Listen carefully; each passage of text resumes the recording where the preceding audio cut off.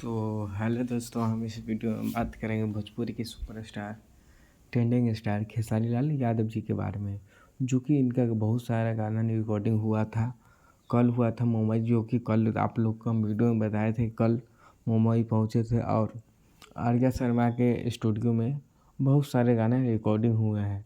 Khesari Lal film पर भी बहुत सारा ध्यान दे रहे हैं और गाना पर भी, यानी 70% फिल्म पर ध्यान दे रहे हैं, 30% गाना पर है।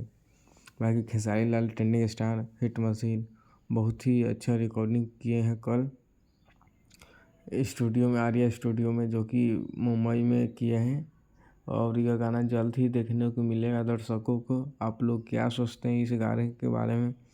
तो दोस्तों, यह गाना बहुत ही बड़ा होने जा रहा है और यह गाना खेसारी लाल की ज़बरदस्त लुक भी आएगा। और यह गाना रिकॉर्डिंग कंप्लीट हो चुका है 2-3 गाना का, और यह जल्द ही आप लोग को देखने के लिए मिलेगा।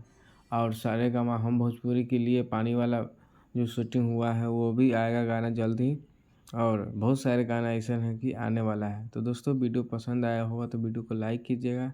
चैनल पर नए हो तो चैनल को सब्सक्राइब कर लीजिएगा, ताकि भोजपुरी के हर अपडेट आप तक पहुंच सके। जय हिंद, जय भोजपुरी। धन्यवाद दोस्तों, जय हिंद।